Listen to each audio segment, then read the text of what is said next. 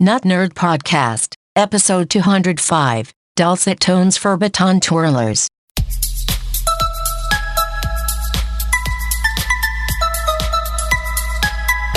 Welcome to the Notnerd Podcast. I am Nate Heath, and we are here to help you tech better. Here with me, as always, Mr. Dave Baylor. Wow. Good morning, everyone. Good afternoon, if that's the case it may be. Yes. We are happy to be here today. We're happy to help you all tech better. The show kind of got off to a rocky start. We had a busy morning. There was a power outage last night. I feel like technical difficulties. Yeah, I feel like we're just trying to get up to speed here. So hopefully the show will not suffer because of it. Yeah. Well, let's get right into the tech goodness so that it does not suffer with our ramblings. Little piece of follow-up. We're always talking about Siri and alarms and everything.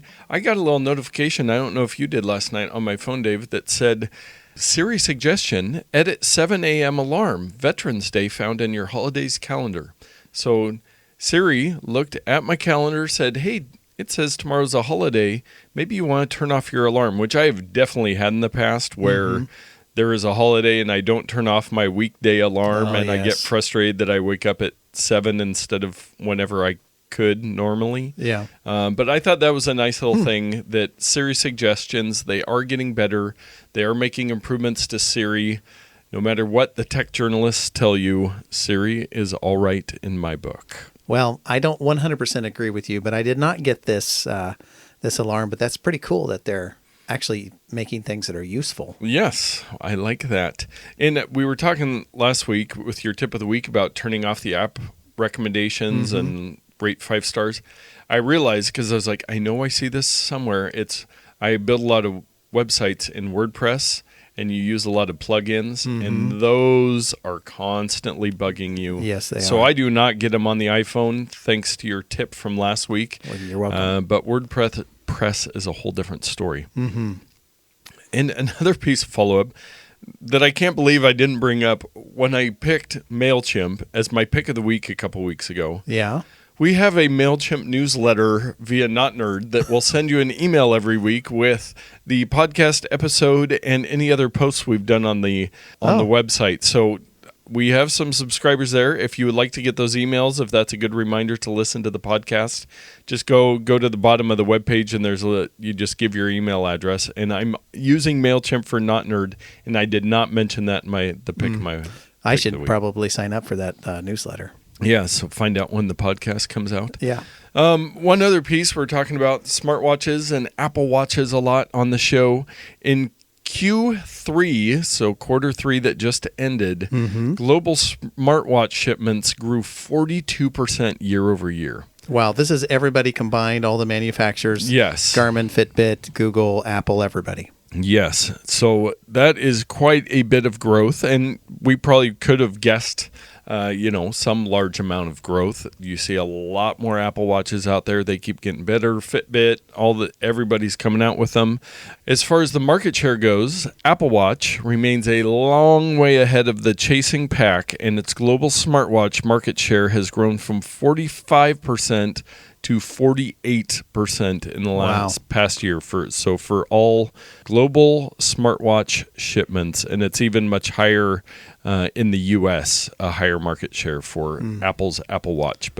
Well, it's the one to get, and fortunately for Apple, it requires an iPhone to utilize. So yes. Not only are they getting the watch sale, they're getting a phone sale as well, if the case may be that somebody has purchased a watch and does not have a phone.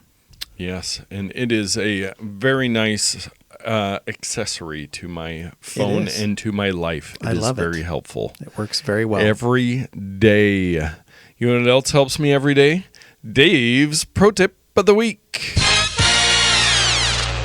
So we've often talked about iPhone and how customizable it is, and sometimes we dive deep into the settings and into the accessibility features. Well, dear listener Todd talked about getting a new device this week. Yes, and welcome to the 2010s, Todd. Yes, but the device he has there's no home button on this device.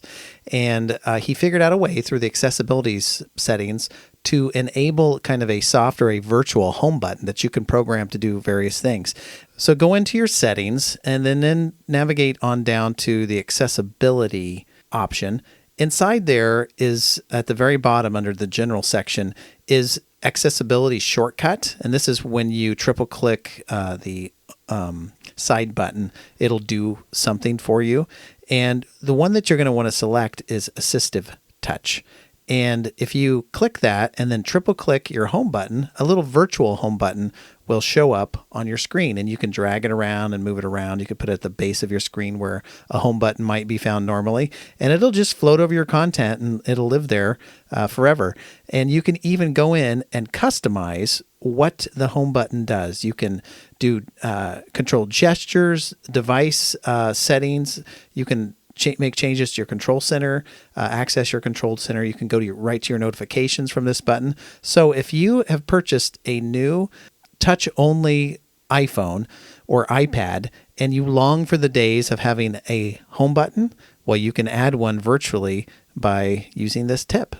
Now, Nate, what are some things that you might use with a virtual home button that you wouldn't ordinarily use with your swipe gestures? I don't know. I know that there are a lot of people that really like this feature. There was something a while ago that I believe is in India. They would use this feature so even when they did have a physical home button, so they wouldn't possibly break the physical home button to increase the value of their phone. For the resale value and all that. I know people that have used this thing. I have no use to it. I love the swipe gestures. I have a feeling Todd does by now too. I know it's a big shock initially, but yeah, you can go in, you can customize all of it under the accessibility, but I just don't want anything cluttering up my screen like that. Yeah, well, this tip is a gateway into a much larger world. This isn't really a tip about how to customize and do all the virtual things with this button. It's simply how to turn it on. Yes. So that's how you can do it. There might be other ways, but if you navigate into accessibilities, go down to that menu, enable it for assistive touch, do the triple click on the side button, it will show up. Yes. And you will turn it off the same way. And you can also do it if you just go accessibility and then under the physical and motor section, there's the touch. And the top one there is assistive touch. And then you can do all that customization. So you can have it where a single tap just takes you back to home screen every time.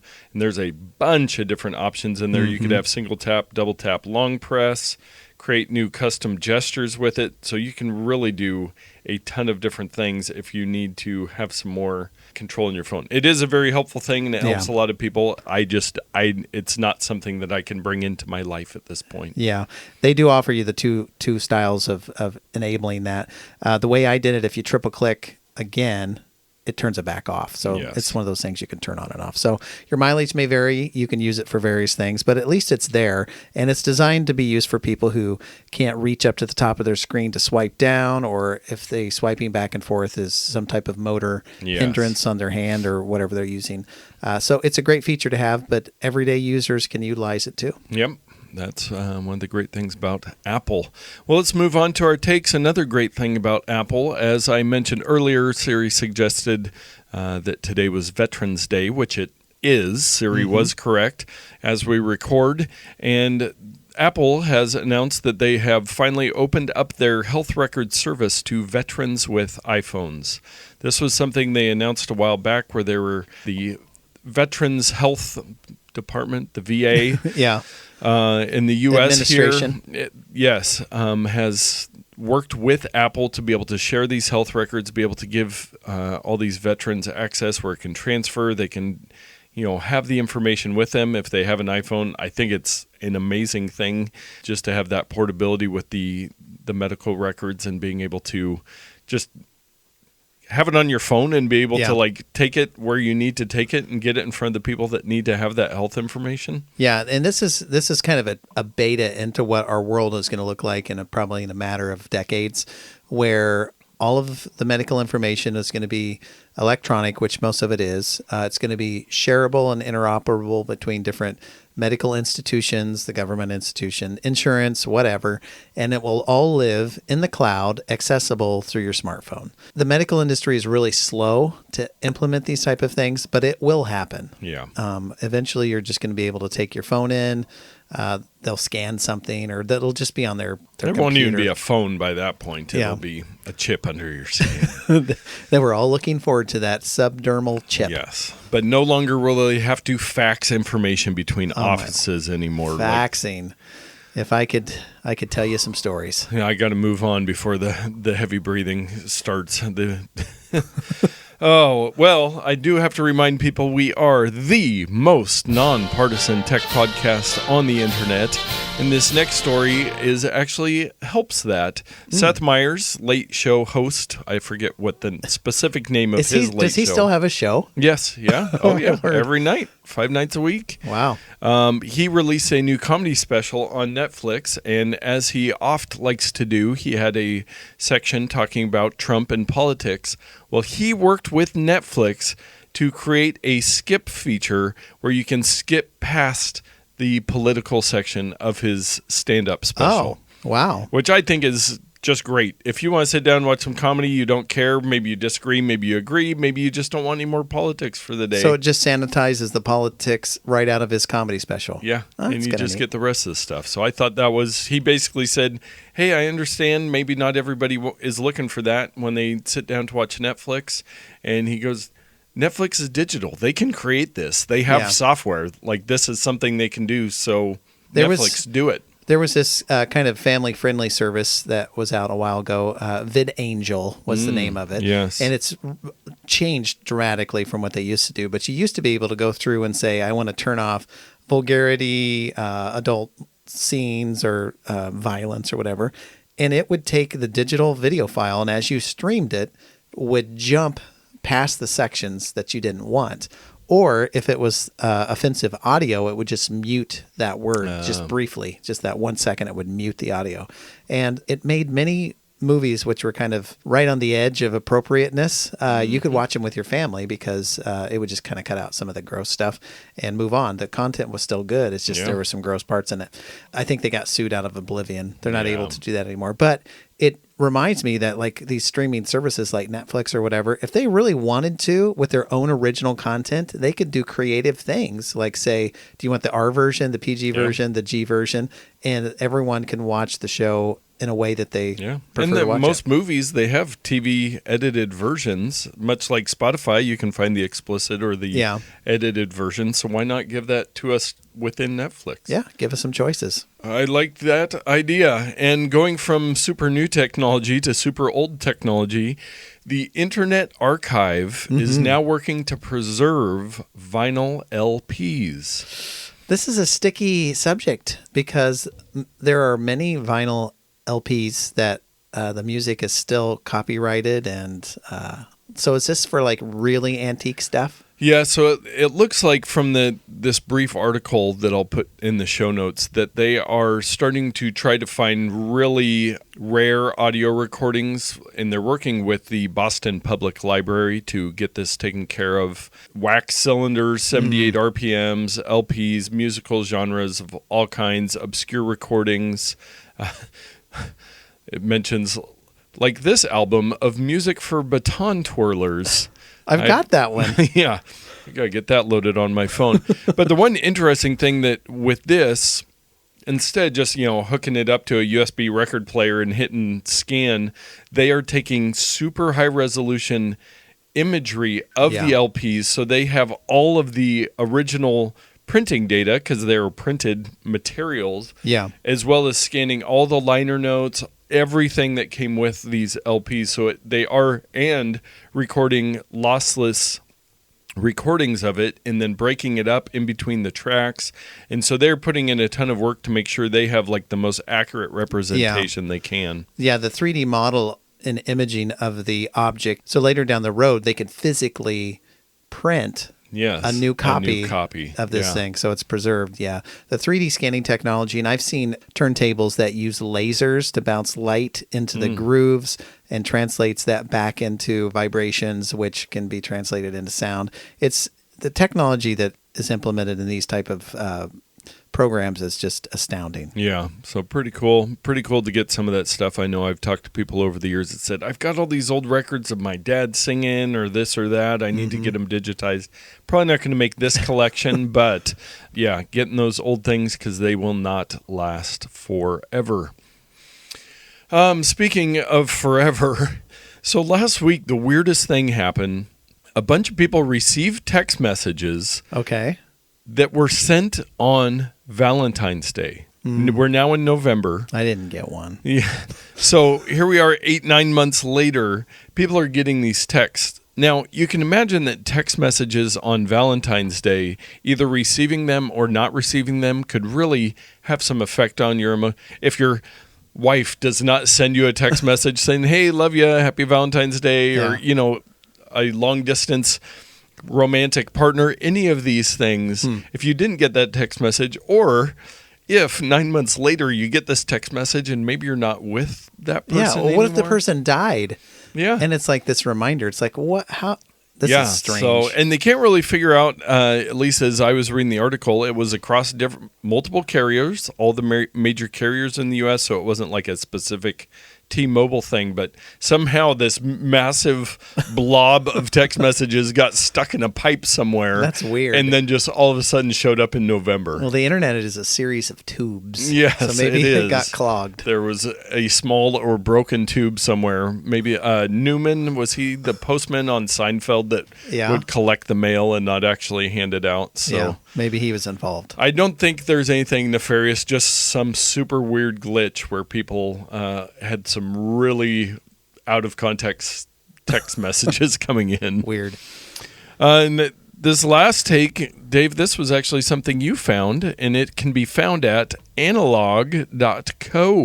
Now, you may remember a few months ago, we talked about this device from a software company called Panic, and the device they created was Playdate. They're not well known for making hardware, but they decided to create this thing that they wanted. And it's this kind of like a Game Boy type experience, but it was very strange. You can crank it. There's a crank to make your guy move and various strange things. Well, in the same vein, this company called Analog has decided to create basically a super Game Boy. This is a top tier, beautifully designed, well-crafted device with a super high-resolution screen. It's in color this time, unlike the Playdate's black and white. And you can actually insert your Game Boy cartridges into this device and play the games on the hardware as they were intended versus getting something that's like an emulator that you download the ROMs or something like that. So you can physically put your Game Boy Color, and Game Boy Advance games into this machine, and it will play them on the go. So it's really incredible. They make some other retro type consoles, and their goal is to make the experience as authentic as possible with genuine chips, and you use your regular carts and stuff. Now, in my mind, I was thinking, could I plug in one of those carts where you can put your own ROMs on it and have every Game Boy? Hack. Yeah, that's probably possible because there are those. Think they would make that carts available. Anyway, I just thought it was fun, and it's kind of a second entry into this new handheld gaming device ecosystem that we're starting to see pop up. Well, the name of the device is the Analog Pocket, and there's a bunch of details on their website. So if you go to analog.co/pocket, you can get to this. And I don't recall the price. I'm not sure if they announced it. It's about $200 is what they're asking here it for is. Next year. $199.99, and it will be available next year. And they also have, kind of like the Nintendo Switch, are developing a dock system that you can plug it into to play it on your TV. Oh, gotcha. So I'm very interested in this device. I am not interested in the $200 price tag. No. But if you are a mobile gaming fanatic and have all kinds of Game Boy and Game Boy Advance games laying around, you can push aside all of the old original hardware and maybe play it all on this and relive your childhood. Curious. Yeah, they've got several other systems all around that same price for Super Nintendo and Sega Master and everything. So it looks like they're doing some cool stuff. Yeah, and I forgot to mention they're going to be providing some adapters so that you can play Neo Geo, Pocket Color, Atari Lynx, and Game Gear games on it as well. crazy what they can do with technology these days.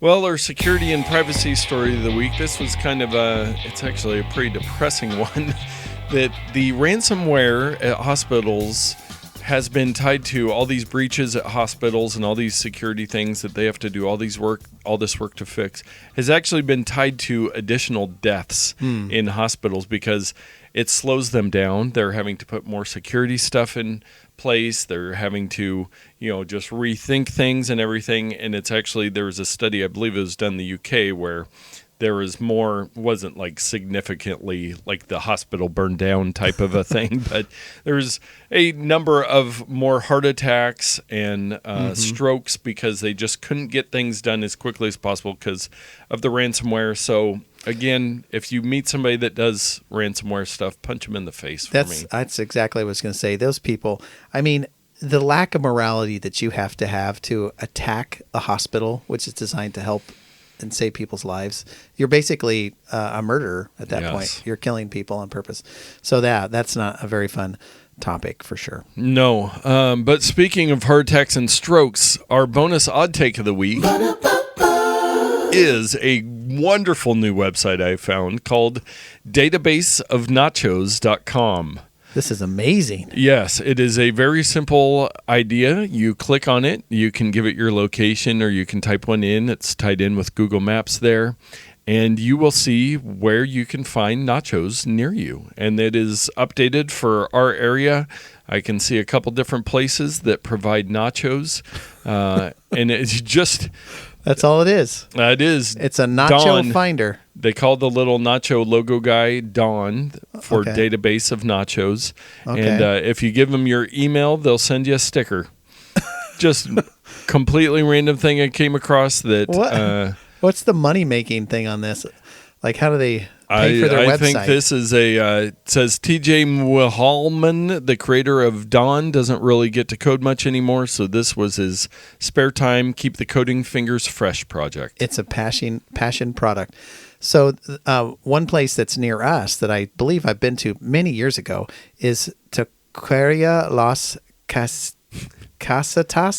Man, I thought I was going to nail that one, and I did not. But it's nearby, and it's inspired me maybe to go there and eat some nachos. Yes, lots of good nachos out there. You know what else is good out there? Our picks of the week. I couldn't wait another week to not talk about this app. Maybe we've talked about it before. I think it might have came up. Yeah. Not a pick of the week, but maybe just a story at some point. This is a dumb application that I use very rarely, but when I do, I find great joy out of it. And it all can be done for free. And of course, the application that I'm talking about is Facetune. There's been some controversy about like all the Instagram people, every photo they post is Facetuned and there's no pores in their skin and their eyes are bigger. And I mean, just ridiculous things people do to their bodies to, I guess, try to impress people. Well, forget all that. I'm not about fashion. I'm not about looking good. I want to make the most weirdest and grotesque images as possible. And so I have this new hobby of taking pictures of people and applying the old filter, and it puts wrinkles and all this stuff on people. I had a picture of your daughter. I applied it to her picture. My wife, I did...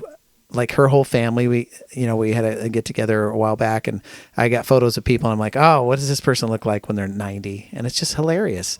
And there's some wonderful things that happen when you take a regular picture and you say, make it young, like it doesn't know what to do. And there's this, I saw that one. It could not make you young. No. It made you like a destroyed. monster. So like a Frankenstein's monster. It was a very strange picture. Anyway, it's free to use. If this thing were a one-time in-app purchase of $5, I would buy it in a second because I've gotten well over $5 worth of value. But instead, it's a subscription-based thing, and it's like $5 a month, or you can buy like $20 a year, or that maybe they have like a $60 lifetime or something like that. I don't understand how anyone can value this at $5 a month.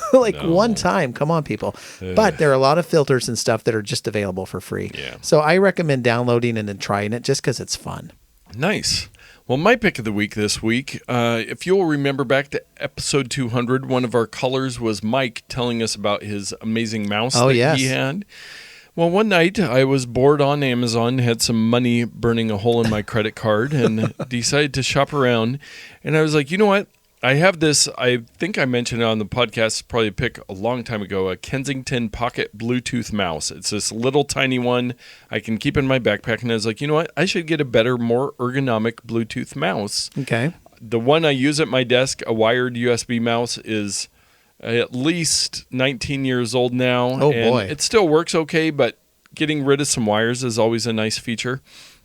So I found, very well reviewed on Amazon, the TechNet 2600 DPI Bluetooth wireless mouse, 12 months battery life with battery indicator, 2600, 2000, 1600, 1200, 800 DPI. Yes, so it was on Amazon. And so, Dave, I'm going to switch it off so it doesn't control my computer. Maybe they should have a range of those DPIs instead of listing every single one. Now, listeners might be saying, oh, yeah, I've got a wireless mouse. Well, there's an advantage to having a Bluetooth mouse. When you have a Bluetooth computer, you do not have to have that little USB dongle plugged into your computer. You just turn it on, connects via Bluetooth, and you are good to go. However, I will say that little dongle does allow it to connect immediately, and it uses a Wi-Fi protocol, and it's pretty stable. Not that Bluetooth is not. This connects immediately and has been very stable. I have been very impressed with it. I can sit down at my desk, click the mouse, it'll wake my computer up. They've made a lot of advancements. There's some extra buttons on there. It's got a little bit of ergonomics to it. Dave, how does it feel in your hand there? It feels good. It's got some little rubberized stuff where your thumb goes, which I got to tell you, probably in 3 or 4 years, that's going to just disintegrate and go away. So that's probably not a great choice, but it is comfortable. In 3 or 4 years. Yeah. It reminds me a lot of some other mice that I've seen. Yeah. Some Microsoft mice, in particular. Logitech makes a mouse similar to this, I believe. So this is great. It's got every feature I think that you could want. It's got Bluetooth. It's got multiple buttons. It's got a scroll wheel. It's ergonomically shaped. It's good looking mice. So Dave, mouse. what would you pay for that? I think this thing, based on my knowledge of prices of other mice, this one's going to sit. This is $16.99. That's what this thing costs. You would have paid too much. $14.99 with an 8% off coupon right now. Oh, wow. So, that's very good. It was worth the investment. I've realized I kind of have a policy where I'm looking at a new type of product on Amazon. Okay. I'll start with one that looks like it's well reviewed, that's the cheapest. Okay. Because their return policy is so good. That's a great pro tip. Amazon's return policy is very good. So I figure spend $15 on this one. Maybe it'll be great. If it's not, I'll step up to the next level and pay a little more. And I believe the one that Mike had mentioned was quite a bit more expensive. So I figured, hey, if I can get this at $15, I am in luck. Very good. That's a good mouse, and I think it's going to last you a very long time. Yes, and our Ramazon purchase of the week.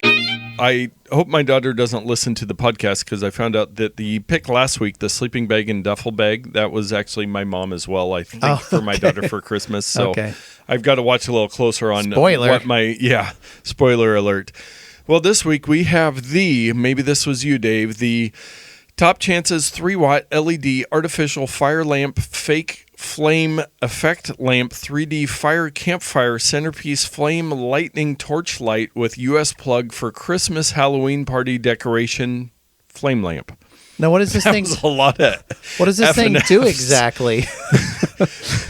Yeah, it is just as you would imagine, a artificial fire lamp. So it looks like a little bit of a campfire with some tissue papers. I'll give you a little picture there.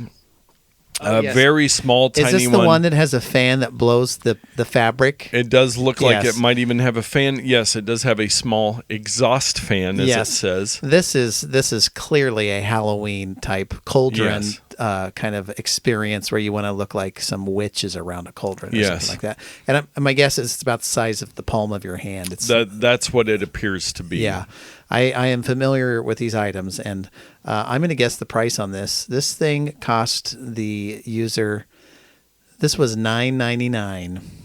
This one was $15.99. Yeah, I thought that might be a little low because it's kind of a niche product, but I think that if you looked elsewhere, you could find these for around 10 bucks, 10 or 15 there's bucks. seeing a lot of related and a lot of cool looking flame light bulbs and such as on there. But 16 bucks. Fun product. Put it for the rest of the year. Put it as a centerpiece on your table. Yeah.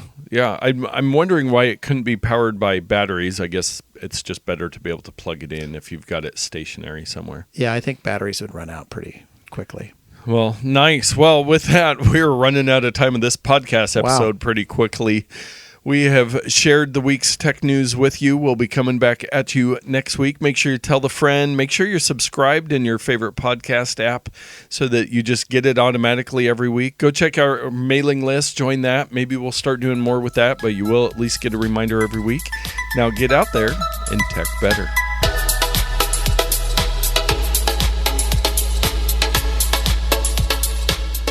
Yeah, the link is wrong, so I'm going to have to type it in.